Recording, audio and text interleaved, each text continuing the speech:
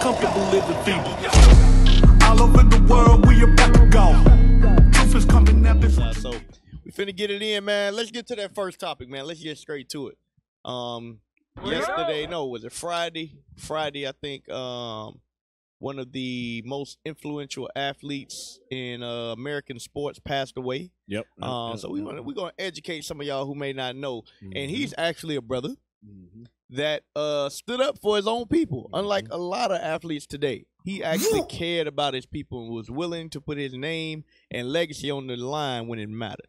So we want to always acknowledge brothers that and sisters that have that type of you say legacy. that, Cap, like the athletes today don't stand up for the they people. they do, but we gonna touch how they get treated, and we're gonna show the hypocrisy in America. Gotcha. We gonna touch it. Don't worry. Gotcha. Go ahead, play that first video.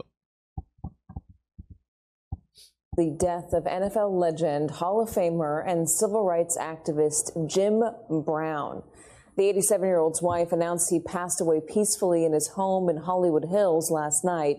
Jim Brown was one of the greatest football players of all time. In 2020, he was selected to the NFL 100 all-time team. After his NFL career, Brown went on to act in Hollywood films. He was also a prominent voice in the civil rights movement. He hosted the Cleveland Summit in June 1967 in support of Muhammad Ali, who refused to serve in the Vietnam War. All right. So it says he hosted the Cleveland Summit, which supported Muhammad Ali. So at that time, if y'all didn't know, Muhammad Ali went to prison because he said he ain't serving in the white man military. And at that time, he was willing to stand with him, a man that is known as a radical at that time. Because Muhammad Ali did similar to what Kyrie Irving did on a very, very small scale, what Kyrie did as opposed to what Muhammad Ali did. But he stood up for his people. So go to his pull up his Wikipedia. I want to go to his civil rights. It says civil rights work. Yeah, scroll down.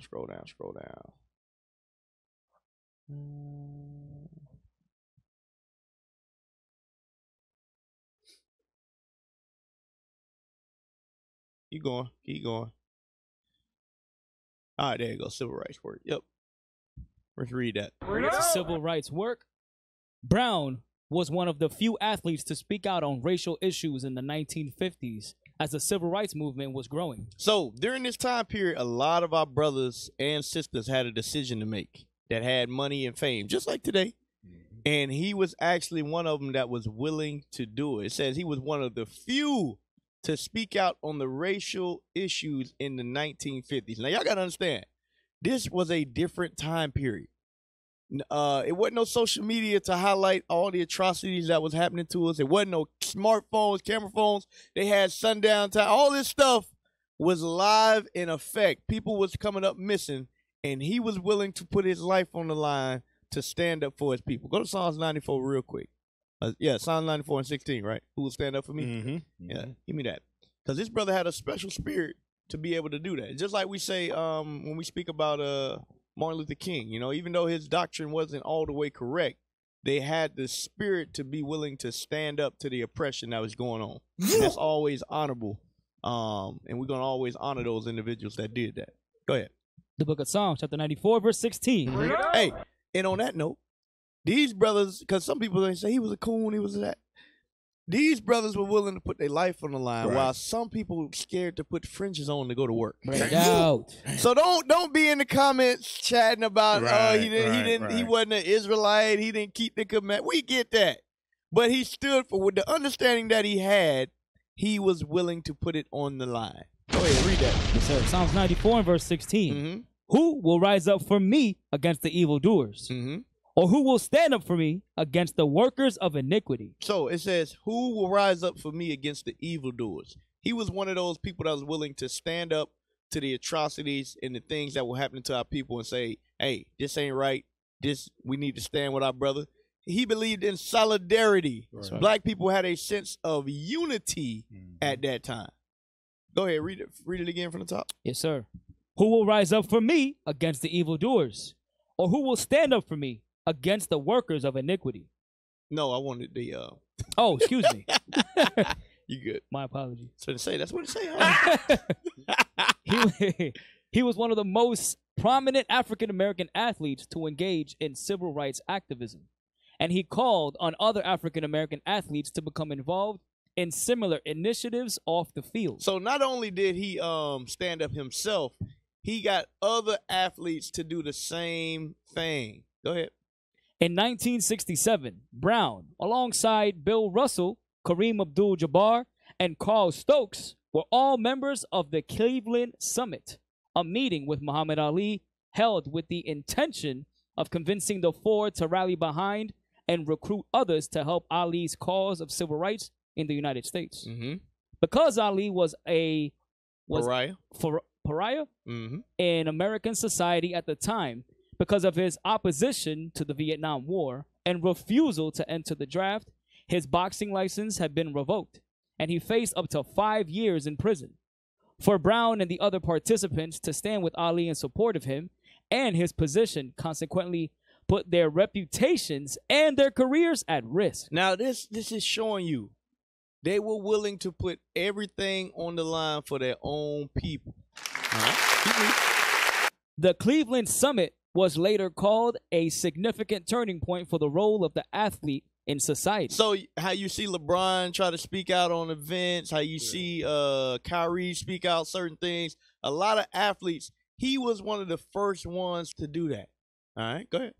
And one of the most important civil rights acts in sports history, as well as a predecessor of 21st century protest movement initiated by Colin Kaepernick. Now, notice they bring Colin Kaepernick in. This is what I want y'all to understand. White folks ain't changed. Because just like when Jim Brown did this, he was protested against, he was still hated, so on and so forth.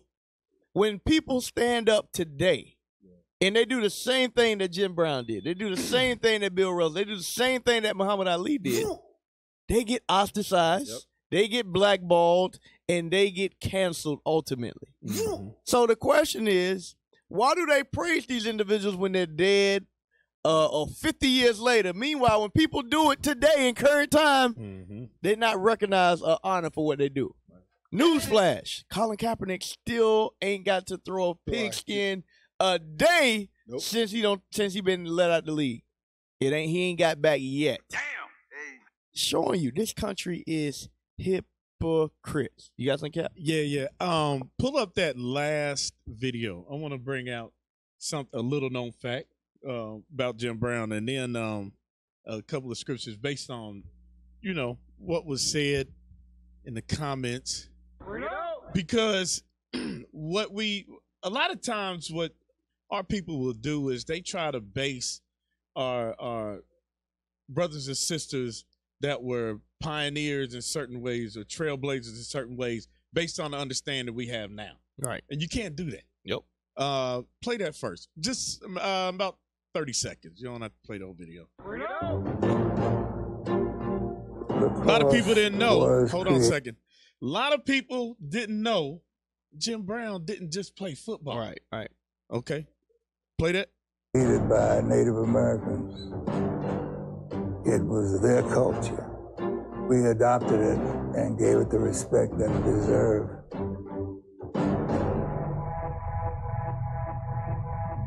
Quick, fast, powerful. But a trail check. Look out. Skillful. All of the athletic traits of many sports. Okay. The deeper you get. Jim Brown went on to say that he struck terror in the white boys' eyes when they see this big 6'2", 230-pound, fast, agile black man with a stick in his hand running at him. So, he always gets his accolades for playing football, but a lot of people didn't know that about him. Yep. Now, if you get give me Ezekiel 47 right quick. Ezekiel 47 and start at 1. We're not gonna read all of it. We'll make it quick. Ezekiel chapter 47, verse 1. Uh-huh. Afterward, he brought me again into the door of the house, and behold, waters issued out from under the threshold of the house eastward. Go ahead. For the forefront of the house stood toward the east, and the waters came down from under from the right side of the house, at the south side of the altar. Then brought he me out of the way of the gate northward, and led me about the way without unto the utter gate by the way that looked eastward. And behold, there ran out waters on the right side. Now jump down to verse 5. Verse 5. Afterward, he measured 1,000, and it was a river that I could not pass over, for the waters were risen. The what? The waters were risen. Just like the understanding that's been coming out. The waters were risen. The understanding has been coming out. So when you know, and we had to learn this, you know, you had, like you said, our forefathers that jeopardized their lives because they knew one thing. They might not have fully understood, we the Israelites and all of that, but they knew the oppression of our people. And they was willing to do a lot more than a lot of brothers today will do. One more, 1 Corinthians 4:9. 1 Corinthians 4:9, just to back up that water rising. So, you know, you got a lot of our unlearned, I'm just going to say that, unlearned brothers and sisters, and holier than thou brothers and sisters, you know, that will speak in their simplicity about those that paved the way for us to do the things that we're doing today. Go ahead. Yes, sir. 1 Corinthians chapter 4, verse 9. For I think that God had set forth us the apostles last. God has set forth us the apostles last. So as that water is rising and we're getting that understanding, we're bringing that understanding out. But like you said, this man was one of those athletes that at that time was doing something that, you know what, there was a cost behind it. Yep. Go ahead. As it were appointed to death. For we are made a spectacle unto the world, and to angels, and to men. All right, Cap. There you go. All right. So we showing you how they giving them praise. They give all the former athletes praise for what they did in the past. But let's see, does America really mean that? Do they really like athletes that speak out against the injustices of our people? Or is it, now that they're dead and gone, let's give them their flowers? Play the next video.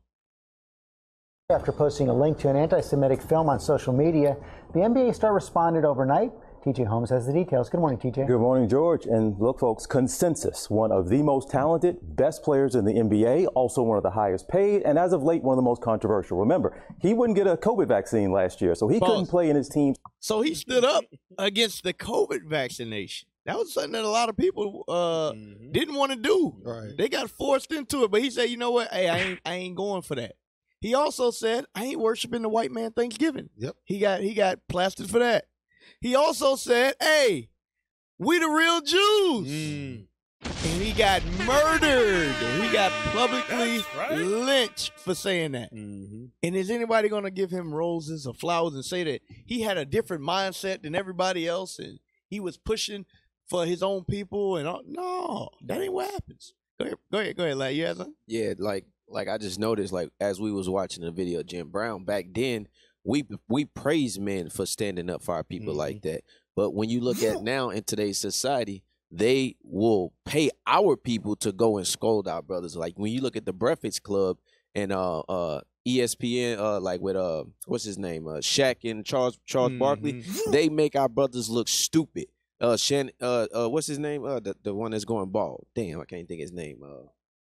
What's his name? But can you? With the white boy, Stephen A. Smith, man. He said going bald. Yeah. They try to you know speak on behalf of our people as if you know better than to be speaking like that. That's how the women used to speak to the sons when we was in slavery. They use these men now to stand up to keep our brothers in place, and they giving them positions in the media. That's crazy. Hey, remember Barkley said something like, he was praising basketball and they said we gotta speak on what this idiot said. Exactly. You remember that? He said now we gotta speak on this, and you know, like it's crazy, man.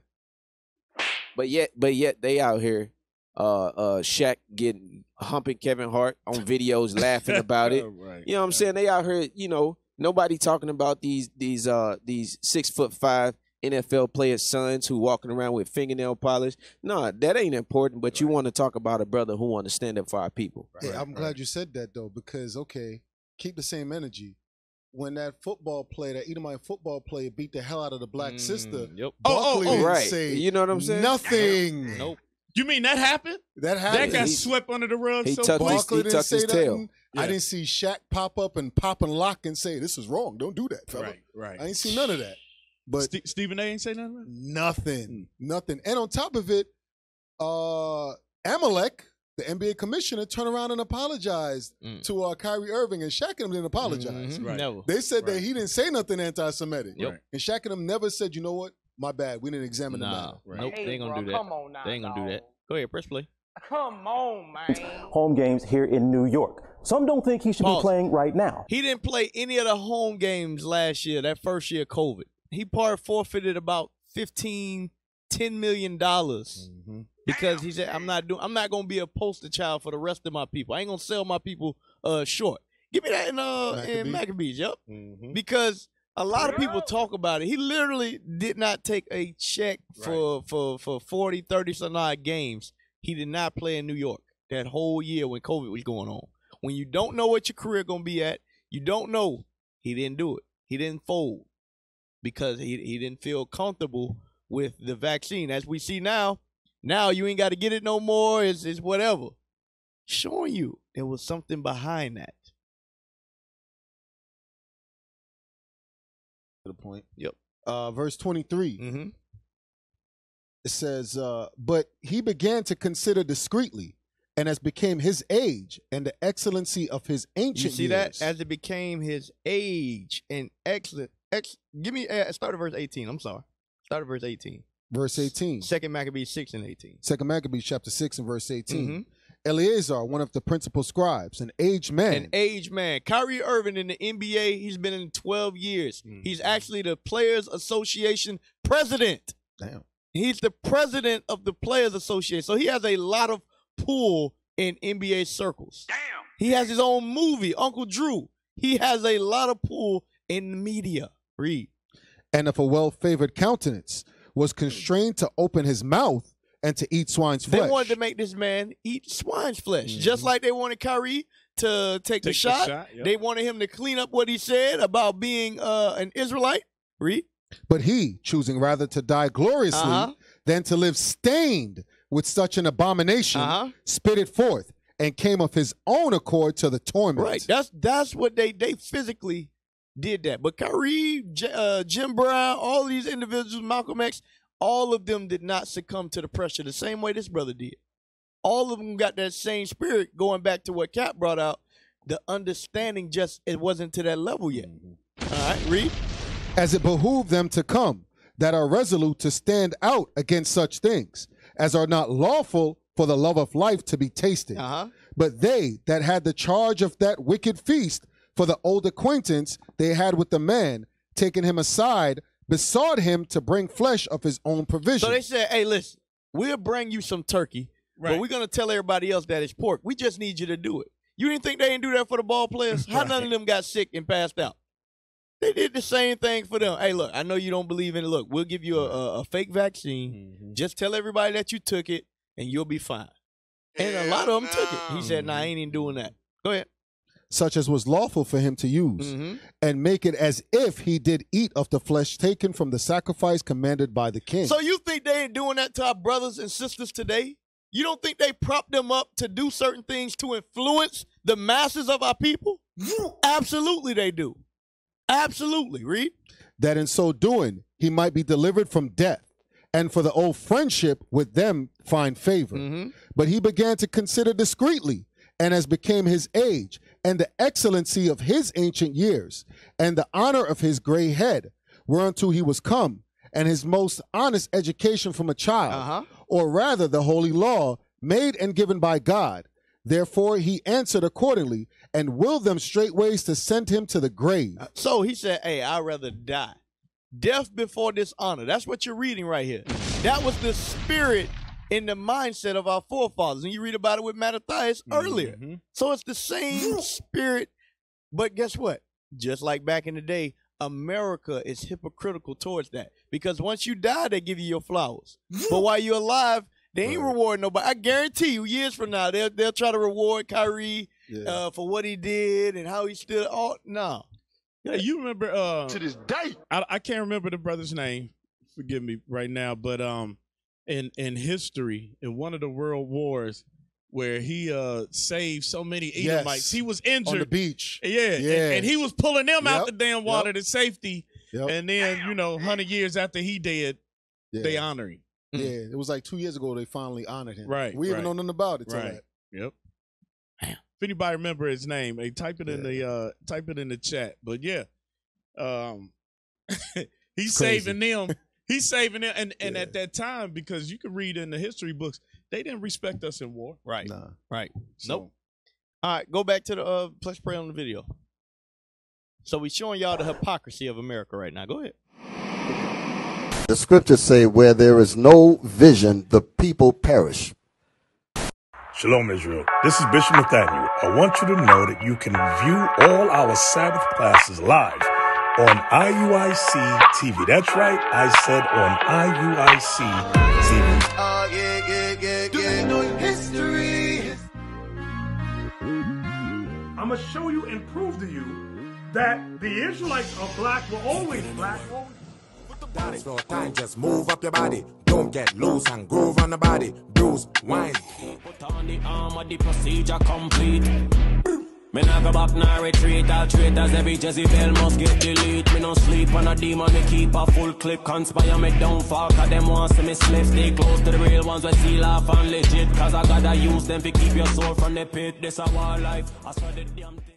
Because of what he did, seeming to promote this hate propaganda. Then he defended what he did. This morning, though, he's changed his tune. Irving curls, floats, and scores! As calls grow for the NBA to take action against him, NBA superstar Kyrie Irving is now taking responsibility for tweeting a link to an anti-Semitic film. Irving, Pause. This is y'all got. He tweeted a link. A link. A link. Right. This is crazy. This is crazy. That's like Allen Iverson. Like, we talking about practice. Right. We talking about practice. We talking about a link. Go ahead, press play. The Brooklyn Nets point guard issued a joint statement overnight with his team and the Anti-Defamation League, writing, "I oppose all forms of hatred and oppression and stand strong with communities that are marginalized and impacted every day." Adding, "I am aware of the negative impact of my posts towards the Jewish community, and I take responsibility."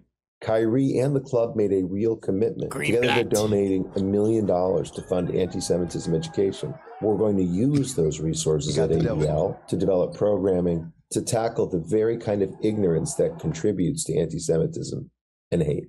The now deleted post immediately drew sharp criticism. The league and the my bad. Did he just say develop programming? Mm-hmm. He said develop programming. Programming. Yeah. What is he planning on programming? Right. The nigga Can mind. you rewind that about I think that was about 15-20 seconds. And play it again. I'm sorry that everybody got to see that man head again. I'm sorry. That man head looked like Dr. something Evil. else. There you go, Dr. Evil. Hey, he gonna hold the whole world hostage for $1,000. Go ahead. Y'all got the video? Go ahead, play it. Ignorance that contributes to anti-Semitism and hate. The now deleted post immediately drew sharp criticism. The league and the Players Association released statements denouncing the use of hate speech. But Irving initially denied being anti-Semitic and defended his actions. And following Saturday's game, got into this exchange with ESPN reporter Nick Friedel. Yeah, I put it out there just like you put things out there, right? Right, but my stuff is not so let's move on. Filled let's with move on. Anti-Semitic Let's stuff. move on. Don't dehumanize me up here. I don't think the NBA and the Nets, and especially Kyrie, understood just how many people would be upset by him posting what he did. So they always make everything. How many people was upset when they saw Jerry Jones was hanging out when they was blocking out, when they kicked the Little Rock 9 out of school? Nobody had a problem with that. They blasted that all over the place.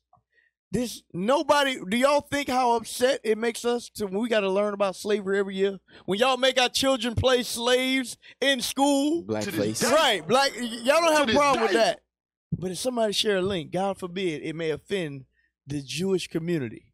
Then you get it's crazy. Go ahead. Well, the problem is they stick together about that. Yeah. And we don't. Yep. So that's why, when they say how many people be upset, because they know that black people don't stick together. So, they don't even consider, the handful of us that really are upset. Right. Like the scriptures say, oppressor maketh a wise man mad. Right. And some of these brothers, you can see, like throughout all the stories that we bring out, these brothers is being oppressed in the media. Right. They know they can't get up there and respond how they want to.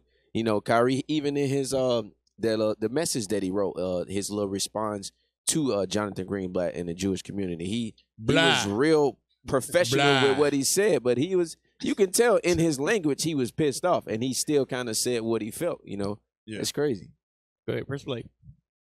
Don't put no The T on NBA that has no a more, recent bro. history of disciplining players or fans for hate speech. This year, Minnesota Timberwolves star Anthony Edwards was fined $40,000 for a homophobic comment, leaving many wondering why Irving hasn't been punished. TNT analyst and Hall of Famer Charles Barkley among them. I think the NBA dropped the ball. In what way?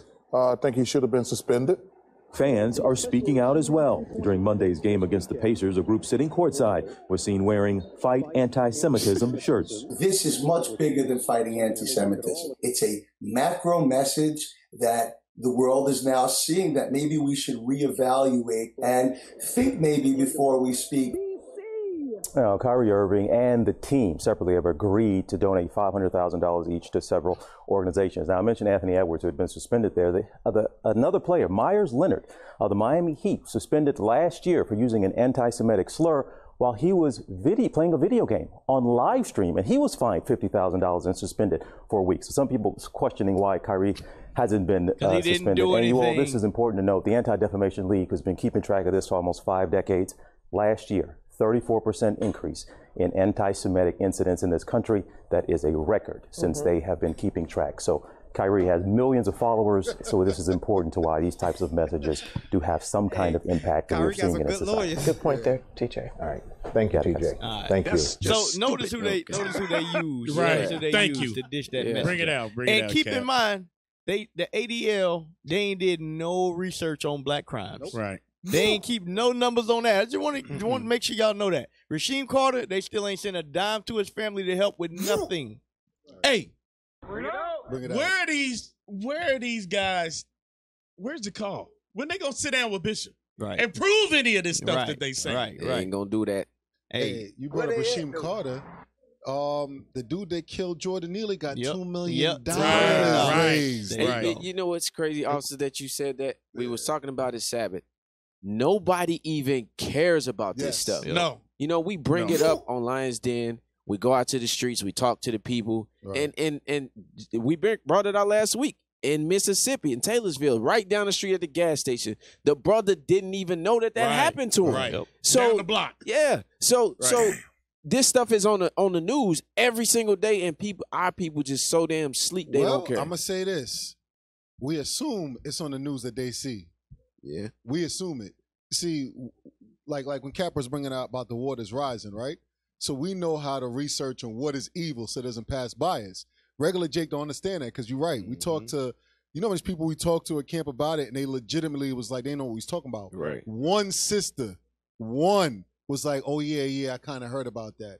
But she said that while she's like, I'm trying to get away from it. They don't want to have that conversation. Meanwhile, it's publicized. Yep. And it's not nothing new because I remember as a little kid watching Rodney King get the hell beat out of him. Bruh. And I remember going to public school Yeah. and I'm figuring like, this is slam dunk. And they got off. 2 got guilty, 2 got off. I looked at my pops. I'm like, I don't get it. What's going on right And now? then he got this. They forced him to stand up and ask if we can all get along, while he still got the knots on his head from the beat. I'm gonna be honest. I'm gonna tell you what happened. I was watching an IUIC video, right? YouTube Shorts had a couple of thousand views on our brother. You know what came up next? Because I wasn't paying attention and popped up next. What? Something about cleaning Air Force Ones. Had millions of millions of views. Right. That's why they don't know. Yep. They're like, man, but these Air Force Ones with this cream color and yellow greenish, whatever random color they can think of that Judah like to put on their shirts. 'Cause, Judah like to wear, they wear shoes that match their shirts. I don't know what that is, but we do it. Yep. That's what was popping. It's called style. That's what they popping. Swag, bro. Hey, man, shout out to Matt Cole. Shout out to Israel's own. Shout out to Trillion of Judah. All praise to the Most High. Hey, play the next video. So we showing y'all how they hypocrites. They want to praise Jim Brown in 1 second, and then, but he was doing that 40, 60 years ago. Now you got athletes doing it today. They getting ostracized. They getting suspended. They getting sat down. Go ahead, press play.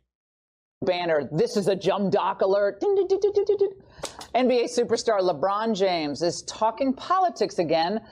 I know you guys are excited to see her. I didn't know you guys would be excited to see me too, but thank you. As much as you guys would love to hear from me, I would much rather love to hear from our next president, Miss Hillary Clinton. Now a historic moment. We can now project the winner of the presidential race. CNN projects Donald Trump wins the presidency. And this time it's R-rated. Here's his barely intelligible, not to mention ungrammatical take on President Trump in a new ESPN podcast. The number one job in America, the point of person, is someone who doesn't understand the people and really don't give a about the people. But wait, there's more gripping insight. ESPN host Carrie Champion asked James and fellow NBA star Kevin Durant about what she described as Trump's racist comments.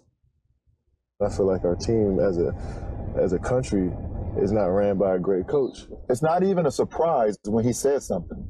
It's not even a surprise. It's like laughable. It's like it's laughable. It's laughable and it's scary. But it's also scary because I shouldn't be numb to your racist comments. Right. I shouldn't be numb to your behavior. I'm numb to this commentary. Like, must they run their mouths like that? Unfortunately, notice she used the they word. This is how Esau looks at all black people. Don't matter who you is. Go ahead, press play. To this day, but kids and some adults take these ignorant comments seriously.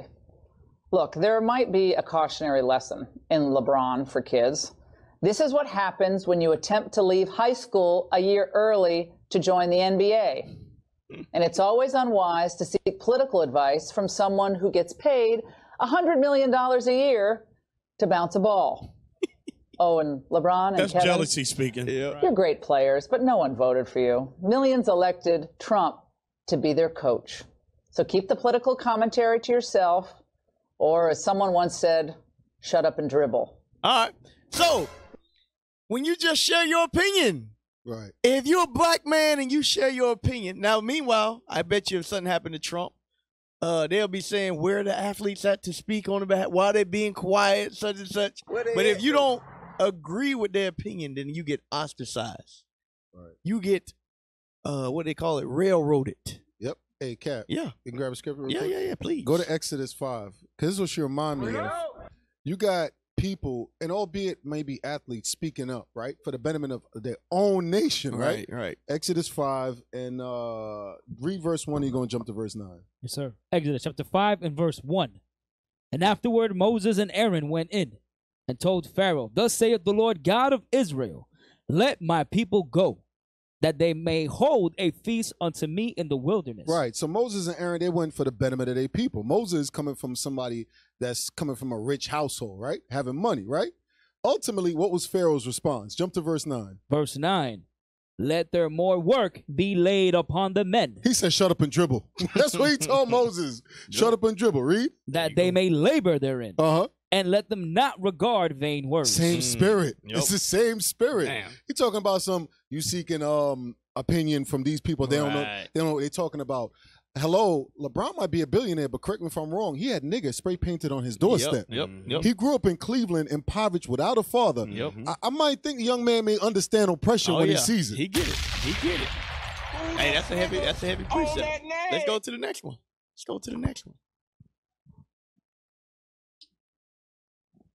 Come on, IT. Everything comes full circle, though it may take time.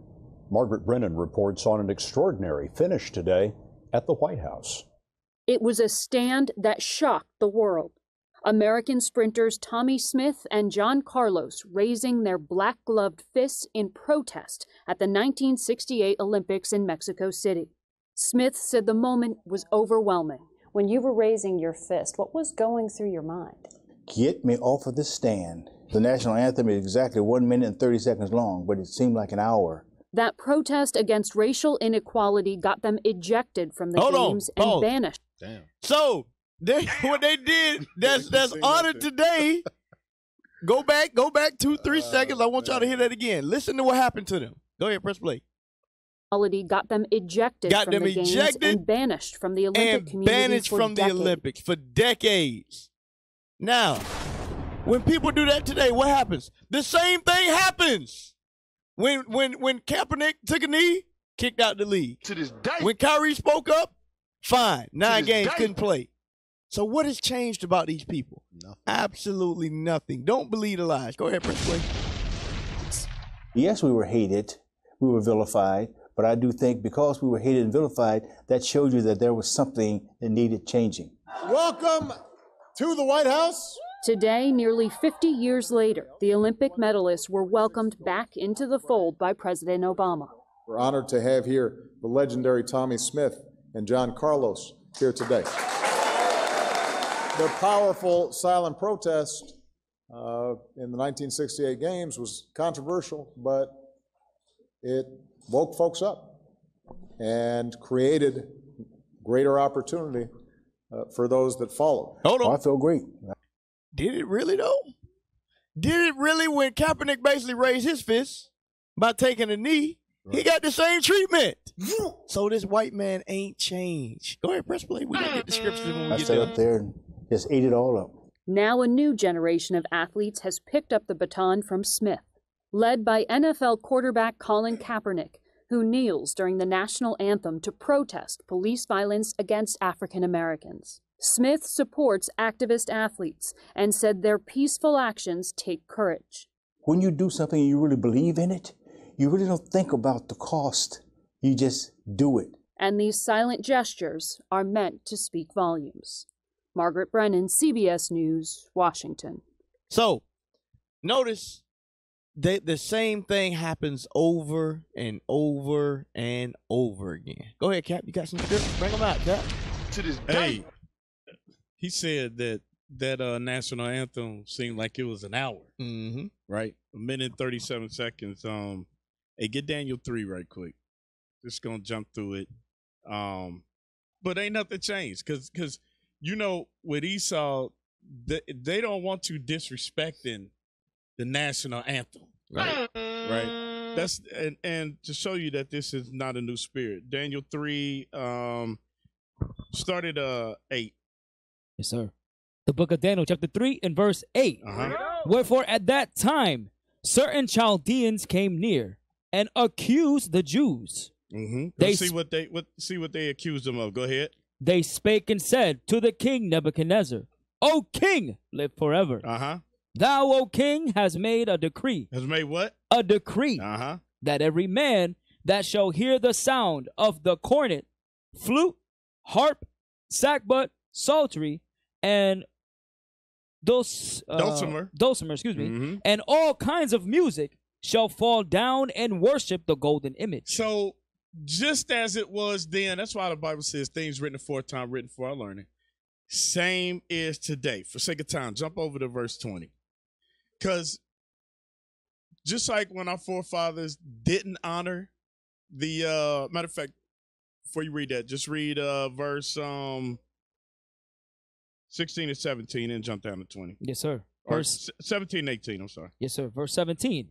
If it be so, our God whom we serve is able to deliver us from the burning fiery furnace, and he will deliver us out of thine hand, O king. So that was the punishment then. Today, the punishment is we just going to ostracize you and ban you from everything. Go ahead. Verse 20. And he commanded the most mighty men that were in his army to bind Shadrach, Meshach, and Abednego, and to cast them into the burning fiery furnace. So that was the punishment then. Like I said, today, now you just get, you won't get no endorsements.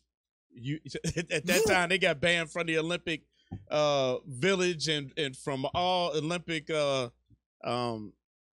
anything that had to do with the Olympics for decades, right? So, you know, they had their moment of glory, but it came with a great punishment because what? They stood for what they believed in. Y'all ain't got nothing else on that? I thought I was leaving y'all some time. We could have read the whole thing. Hey, he gonna bring out some more precepts. I'm trying to let y'all bring out your precepts. Trying. Now, what I was gonna say was, even with Obama's situation, we were talking about the Sabbath too, right? We 16 years removed from having a so-called black president. And he said change you could believe in. Right. And ain't nothing changed, right? Yeah, right. And like you said, Cap, about the flowers, all of that stuff is just to appease the masses, to kind of calm them down. Because in all actuality, them brothers, if I'm not, correct me if I'm wrong, they got gold and silver when they were standing on that platform. That's 1 and 2. Right. So you're talking about your best athletes worldwide, and you decide, nah, I'm not going to bring you back. Knowing that you basically use this as a commodity. Because when they come back home, ain't no endorsements, like you said, meaning they're getting blackballed. No glory. No glory. No glory. They got a family they got to take care of. They got a family they got to feed and all that kind of stuff. And you cut that off, right? Now, you said the hypocrisy. Here's the flip side to this. Donald Trump said, what you got to lose, black people? Right. But that didn't offend us. China. We're supposed to be good with that. Damn. Joe Biden said, if you're not black, unless you vote for me. But we're not supposed to be offended. Damn. It don't make no damn sense, man. Hey, we said that Bill Clinton was the first black president. They let Bill Clinton walk in Harlem. They let him, I remember that. They let him, after he wasn't president, the whole getting whatever in the White House, they walked that man in Harlem. And he opened up shop and everything. Did he cut somebody else? Go ahead. Yes, sir. Hey, if I could, IT, bring up that article that I just posted on the Telegram feed. It's the last one. You're gonna bring in some Northern Kingdom history. Yes, sir. All right, all praises. That says, remembering Roberto Clemente as a black man who fought against racial injustice. Gonna read down, scroll down. Let's start it right there where it says nearly 50 years. Officer, you got me? Nearly 50 years after his death, Clemente remains the most revered figure in Puerto Rico and in Latin America icon. He was a Hall of Fame outfielder in the Pittsburgh Pirates and beloved humanitarian. He died a hero at age 38. Now, mind you, he died a hero at age 38. This was in the 1930s, 40s when he played baseball. As a black man making an impact, leaving an imprint, a positive imprint on his people. Read. He died a hero at age 38, and when his plane check this out. Go ahead. When his plane overfilled with aid. His plane was supposed to be overfilled with aid that he was going to take where? En route to earthquake victims in Nicaragua. Dang. Crashed off the coast of Puerto Rico on New Year's Eve, 1972. That sounds a little fishy. So is it like a story that they blew up the plane? Yeah, they're saying that, and it was just set up because they weigh these things before they lift off. You know, there's certain parameters you have to meet before and after. So they're saying because of his impact, him being a black man making a difference, Roberto Clemente is being remembered as a hero. Can you read that next part right there? Just that. But often overlooked in the yearly commemoration in Clemente's activism as a black man who spake out, frequently in his second language, against racism in the United States. Against what? Against racism in the United States during a career that paralleled the civil rights movement. There it is. Another athlete, another victim. Yep. Now that they paint him to be all great after they kill him. Correct. Right. That's America for and you. nothing went to his family. Yep. There's nothing going on to the Clemente. America. Damn. Hey, That's Kat, crazy. you can get one more scripture? Yeah. Hey, go to Genesis 49, because this was been in my mind, honestly. Since you pulled James Brown. Brown to LeBron. Hey, shout out to Judah, man. Shout out to Judah. I ain't from Judah, but I'm gonna give Judah their props. That's right. Everybody from Judah. That's right. That's right. Genesis 49 and verse 8. And this also goes parallel with Captain Kimmel was bringing out the waters rise. At that time, with this Bible in their hand during Jim Brown era, they didn't understand this. Right. We understand what it meant. Yep. Read that. Genesis chapter 49 and verse 8. Judah Thou art he whom thy brethren shall praise. Right, because a lot of these movements happened after the fact that Judah got slain, killed in the street, stepped up. You got AIM and things like that, like how you just pulled out Roberto Clemente and stuff like that. Judah is the forerunner. Judah is the forerunner in all these movements, right? Read. Thy hand shall be in the neck of thine enemies. And Judah literally was in the neck of his enemies amongst Esau, fighting for every right that we now have today. And like you stating, for real, a lot of it, to the best of their ability, what they knew, they understood there was wrong, there was oppression, so they stood up to the best of their ability for our people, which a lot of us, we get the benefits. Like, I'm from Benjamin. I'm gonna tell you straight. I know when I came up here, my grandmother should be like, don't follow the dirty American habits. She wasn't talking about white people. She talking about black people. But as you live up here, you realize, wait a second, they got it worse than us. We got somewhere we can run back to. Judah got to live in the neck of his enemies. Read. Thy father's children shall bow down before thee. And that's what we're seeing today because, hey, all praise to the Most High. He put a spirit on them to understand oppression should not be done to their people. They understood that. So, hey, shout out to Judah, man. Hey, all praise. Judah gonna make it do what it do. What is the nation?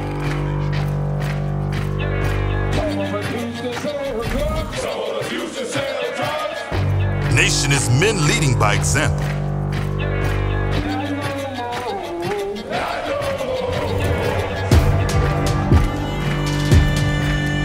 Nation is family.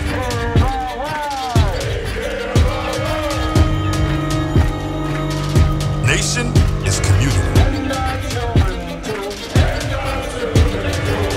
Nation is children with role models.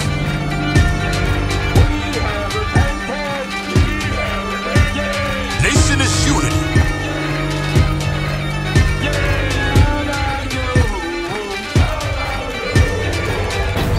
Nation is you. And finally, my brethren, be strong in the Lord. His word, His word, His word.